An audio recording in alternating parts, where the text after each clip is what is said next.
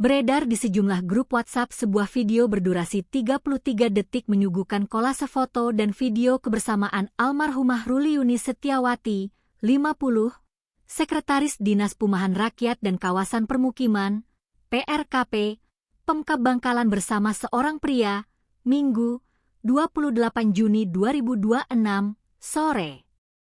Selain mengenakan kacamata minus, sosok pria dalam video itu mengenakan kaos berwarna biru dengan garis tipis mencolok berwarna merah putih yang melintang penuh pada bagian dada. Dari kacamata pribadi, saya cocok. Ada kesesuaian pada rambut, kacamata, lebar dahi, kaos. Paling mencolok itu pada gagang kacamata ada tanda kuning, apalagi kaos paling cocok, ungkap kuasa hukum Risang Bima Wijaya kepada sejumlah awak media. Ia menjelaskan, video terakhir berdurasi 33 detik itu didapatnya dari kiriman teman-teman media karena dirinya memang tidak mempunyai akun TikTok. Sosok perempuan dalam video kolase foto-foto itu dibenarkan Risang adalah almarhumah Ruli.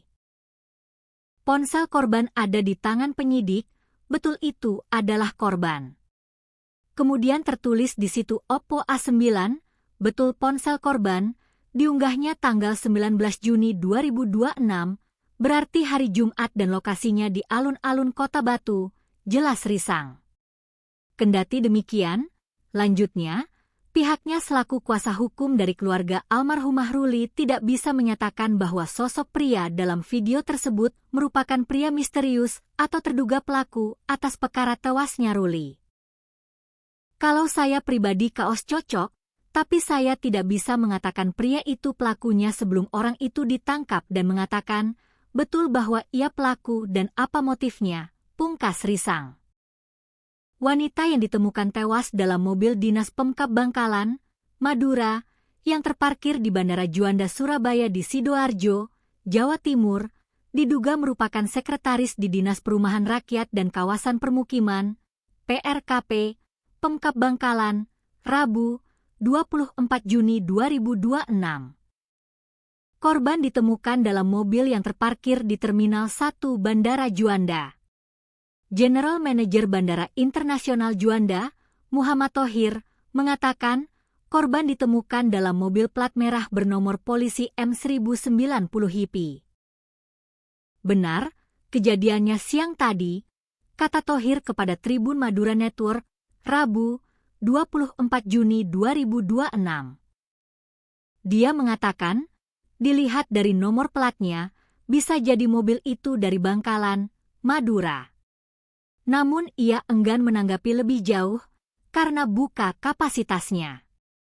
Thohir mengaku menyerahkan sepenuhnya kepada kepolisian. Mulai evakuasi hingga penyelidikan. Sementara pihaknya siap mendukung segala langkah kepolisian untuk menanganinya. Keberadaan bandara itu terbuka untuk semua. Kami seperti mal atau tempat wisata. Siapapun boleh parkir. Mari kita serahkan kepada kepolisian jika ditemukan jasad seperti ini, kata Thohir. Petugas gabungan dari keamanan Bandara Juanda dan kepolisian langsung mengevakuasi korban dari dalam mobil. Penemuan jasad pertama kali terkuak dari bau busuk yang muncul.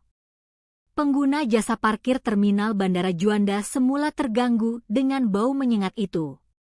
Korban ditemukan berada di kursi depan sebelah kiri mobil Innova warna hitam. Saat itu juga petugas mengevakuasi korban untuk dibawa ke RS Pusdik Bayangkara. Petugas bandara pun melacak jejak dan riwayat mobil plat merah tersebut. Diperoleh data masuk parkir dari mobil yang bersangkutan di sistem parkir. Diketahui, kendaraan dinas itu masuk parkir di Bandara Juanda T1 sejak Sabtu, 20 Juni 2026. Dari data parkir, kendaraan itu belum pernah keluar hingga akhirnya ditemukan jasad wanita di dalamnya.